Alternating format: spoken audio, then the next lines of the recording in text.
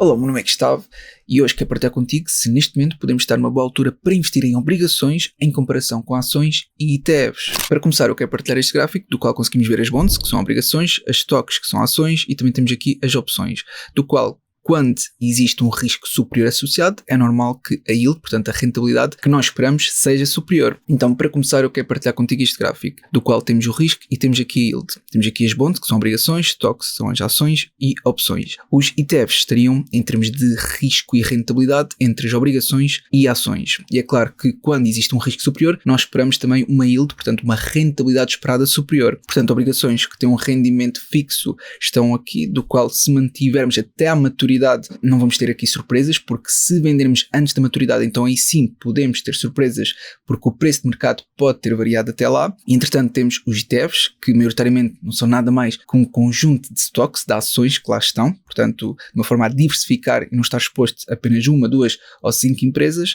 E depois temos os stocks, portanto, ações individuais, do qual fazemos um estudo mais aprofundado porque acreditamos naquelas empresas. E depois, com uma yield e também risco superior, já temos as opções, que já são derivados, portanto é um instrumento financeiro complexo em cima das ações, do qual permite alavancar os ganhos e as perdas. Portanto, tu, ao comprares uma opção, é como estares a comprar 100 contratos, ou neste caso 100 ações daquela respectiva empresa. Mas sim, nós não vamos falar de opções, vamos falar primeiro de ações, ETFs e depois das obrigações. O mercado está continuamente a fazer novos máximos históricos, o portfólio está muito contente, o teu provavelmente também, mas o que é certo é até quando é que isto pode acontecer e quando houver uma correção, em que magnitude será. Por isso conseguimos ver aqui, segundo o Buffett Indicator, que não é nada mais nada menos que um rácio entre a captação de mercado total dos Estados Unidos, portanto na Bolsa de Valores, e o produto interno bruto. Portanto, estamos a comparar, no fundo, o mercado com a economia do país. E podemos ver que o mercado está muito acima daquilo que a economia está a produzir. Ou seja, estamos a falar de uma porcentagem superior a 230%, a ir para os 240%. Estamos a falar em máximos históricos, por isso, como nunca antes foi visto. E a verdade é que os mercados podem continuar mais tempo irracionais do que nós solventes. Esta frase é utilizada porque o mercado pode continuar a estar irracional e as posições short são fechadas, está bem? Mas aqui para o nosso caso o que significa é que se nós esperássemos que houvesse aqui uma correção, o nosso dinheiro iria estar simplesmente a perder para a inflação. Ou seja, o mercado pode continuar a estar irracional, pode continuar a fazer novos máximos e nós podemos, infelizmente, só ficar a ver, que é isso que eu não quero, entendes? Portanto, eu quero ver aqui uma solução que consiga me proteger, mas ao mesmo tempo também aproveitar as possíveis oportunidades que o mercado está a oferecer. Portanto, como é que nós conseguimos conciliar isso tudo? Antes disso, vamos passar aos ETFs. Então, os ETFs, tal como podes ver, utilizando o exemplo de como reformar cedo em Portugal, nessa série, tem uma rentabilidade atual de 19,06%. Estão aqui todos os cálculos, ainda não atualizei com a rentabilidade mais recente, mas eu posso fazer isto só rapidamente, depois eu tenho que tirar porque é para o episódio, mas no fundo a rentabilidade que tenho neste momento, claro que é não realizada, está bem, porque eu não vendo nada, então estamos a falar de 10.070 aproximadamente, portanto um grande salto que isto vai dar. Pronto, é mais ou menos isto. Se eu for aqui e preencher, por exemplo, um investimento próximo de 400 e uma inflação de mais ou menos 3%, estamos a falar de uma rentabilidade atual com base na XIRR de 22%, ou seja, uma rentabilidade anualizada de 22% com base na rentabilidade atual não é nada mau, mesmo nada mau. Agora, isto é com base em ETFs um pouco mais conservadores, portanto, se o mercado tiver aqui uma queda, este portfólio consegue se aguentar melhor do que o outro que eu te vou mostrar, que já são ETFs mais futurísticos, ou seja, mais focado em semicondutores, robótica, inteligência artificial, que é aquilo que está no Patreon. Portanto, é algo que é para os filhos, ou seja, com um prazo temporal superior, porque assumindo que o mercado está continuamente a crescer no longo prazo, então faz sentido termos exposição a algo mais volátil e que seja mais promissor dentro daquilo que é o futuro. Portanto, este aqui já está com uma rentabilidade de 34,65% e eu ainda não atualizei. Se eu colocar aqui os valores atuais, em que vai em 3.375 e ponho aqui mais ou menos o investimento que vai ser, aqui a inflação, estamos a falar de uma rentabilidade atual com base na XIRR, que faz o traqueamento analisado de 38,56%. Ou seja, eu estou com esta série há aproximadamente 3 anos, vai fazer 3 anos, e estar com uma rentabilidade de quase 40% é algo incrível. Portanto, isto é o que eu queria partilhar contigo, ou seja, os ETFs são interessantes, mas isto aqui que eu estou a ver neste momento, com base no portfólio, é exagerado. Ou seja, eu estou à espera que mais tarde ou mais cedo haja uma correção no mercado, está bem? Portanto, estas rentabilidades parecem bastante irrealistas no longo prazo, e eu duvido muito que isto mantenha assim ao longo do tempo. Por isso é que eu quero partilhar contigo qual é que é aqui a alternativa caso haja realmente uma correção ou recessão do mercado. Claro que eu duvido que haja uma recessão, mas pronto, há sempre essa possibilidade porque a economia assim o aponta. Mas é o que eu digo, a economia e o mercado estão completamente distantes um do outro.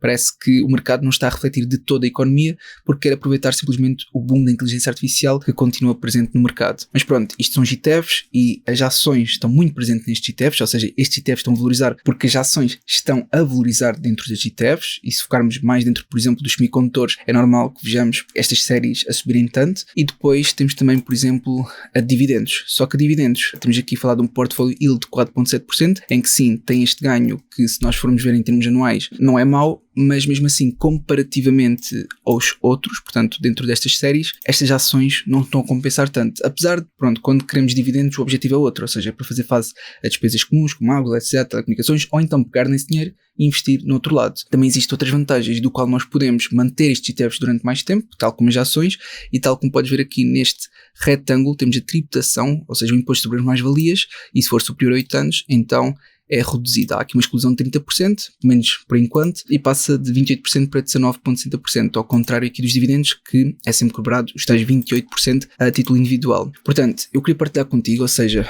haver esta distinção entre ações, ETFs e aquilo que está, na minha opinião, sobrevalorizado segundo o Buffett Indicator, também, portanto, a comparar o mercado com a economia e aquilo que é a alternativa em termos de diversificação, porque eu acho que neste momento ter exposição às obrigações pode fazer sentido. É assim, eu vou partilhar contigo um vídeo, mas antes de partilhar este vídeo sobre obrigações, porque eu quero que tu entendas os conceitos básicos, para mim é fundamental, eu quero que tu compreendas o estado atual e o porquê de eu ver potencial neste momento nas obrigações. Então, já sabemos que a yield na zona euro também está a subir. Temos aqui uma notícia que transmite o óbvio daquilo que eu quero passar para ti, ou seja, que a inflação persistente e a guerra no Médio Oriente estão a pressionar as obrigações nos Estados Unidos, Japão e por aí fora. É claro que nós conseguimos ver esta yield curve no site do Banco Central Europeu, portanto conseguimos ver a yield curve da zona euro, em que a 3 meses está com estas percentagens, e se formos ver a um ano está com cerca de 2,437, mas esta yield curve está bastante normal, ou seja, quanto maior for o prazo, maior a yield, que não é bem isso que eu quero neste momento. Isto é uma yield curve da zona euro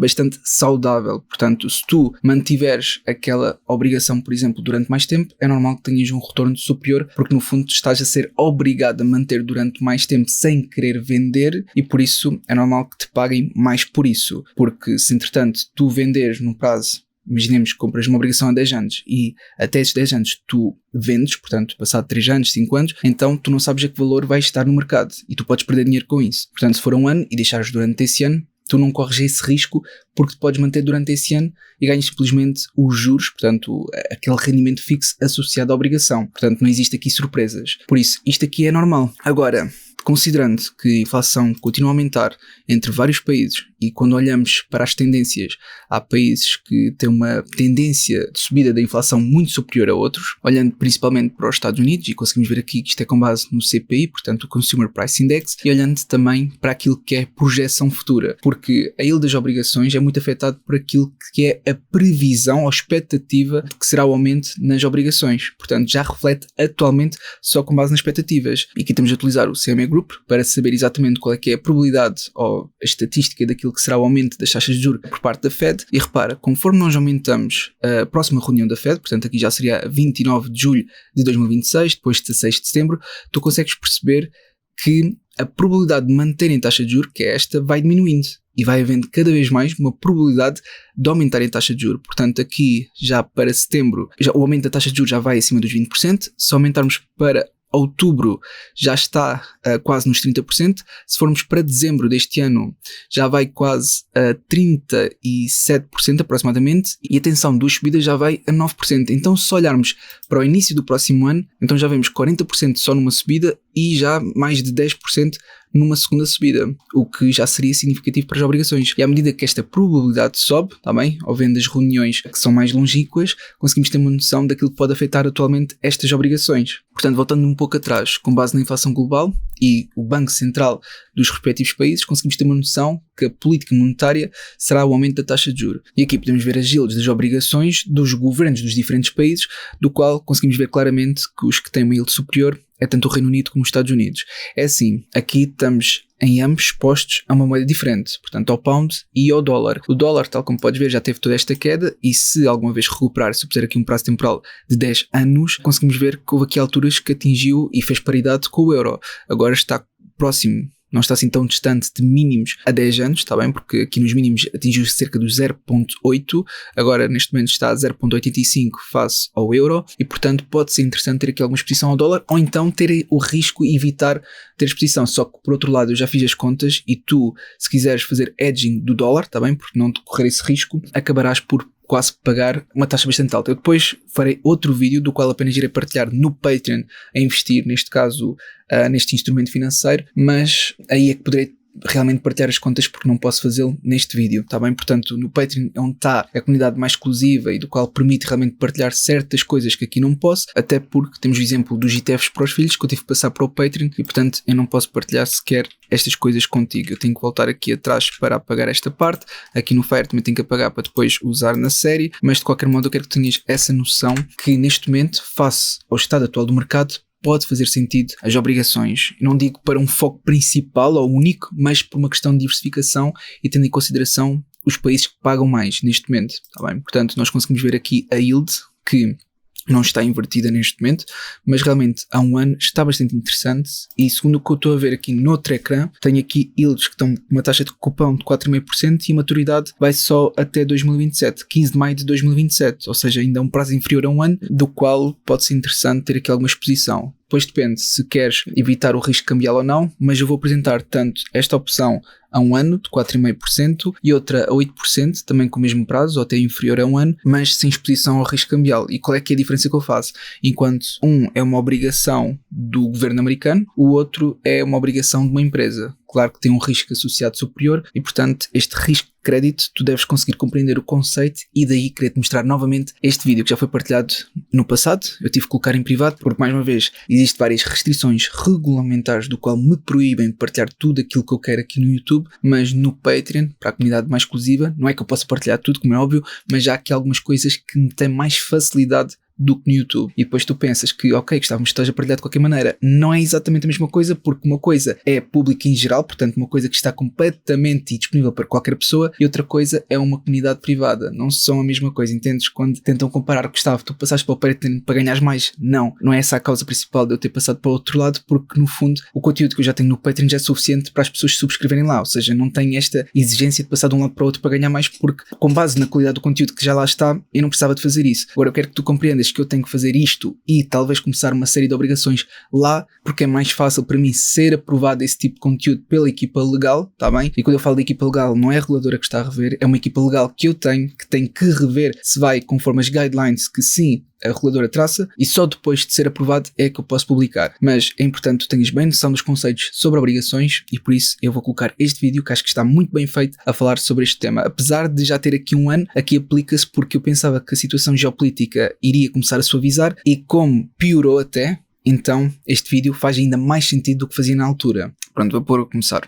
Também quero revelar qual será o meu novo investimento, tendo em conta toda esta instabilidade. Ou seja, a minha questão foi: qual é o instrumento financeiro que permite aproveitar o prémio de risco e ao mesmo tempo evitar a volatilidade do mercado? E a conclusão que cheguei é que está a faltar uma série no canal de obrigações. Isto porque se eu mantiver a obrigação até à maturidade, então o meu retorno será... Só para compreenderes que eu não posso lançar esta série no canal do YouTube, tá bem? Se eu lançar, é apenas no Patreon, pelas razões que eu também já expliquei. Está exatamente igual à Yield to Maturity, independentemente se o mercado está a cair ou a subir. Apenas se eu vender é que poderei perder ou ganhar mais, porque o preço das obrigações no mercado secundário está dependente das expectativas das taxas de juros e o respectivo risco da entidade emitente. Mas claro que não tenho intenção de vender. Por isso, se comprar, então quero manter até à maturidade e por isso ser importante obrigações com uma maturidade de 1, 3, 6 ou 12 meses. Mas a razão de escolher esta altura em específico para adquirir obrigações é porque há mais instabilidade e por isso incrementa o prémio de risco. especialmente de empresas com rating BBB ou próximo até B+,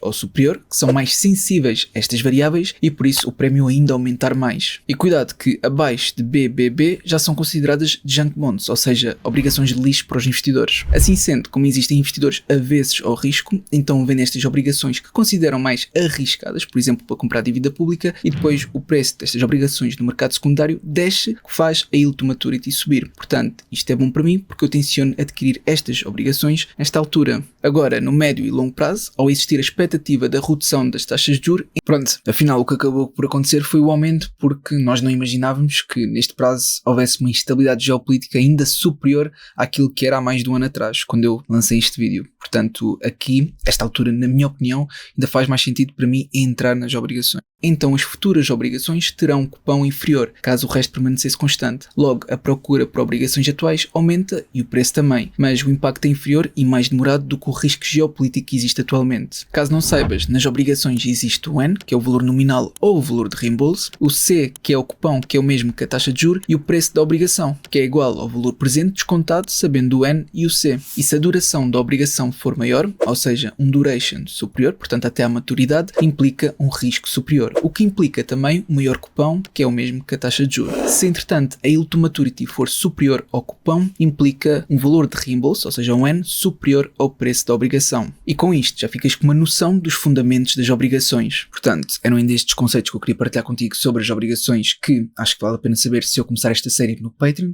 em que, pronto, mais uma vez não vou continuar no canal, mas de qualquer modo acho que é importante teres este conhecimento. Portanto, se não seguires essa série no Patreon, sabes agora que as obrigações, com maturidade, por exemplo, até um ano, pode ser uma opção para tentar diversificar e proteger um pouco daquilo que é talvez a sobrevalorização do mercado, e não sabemos até que ponto os mercados irão continuar irracionais, está bem? Portanto, é tudo o que eu queria partilhar contigo. Eu realmente espero que tenha sido útil. Se foi, não te esqueças de colocar um gosto para apoiar e até uma próxima.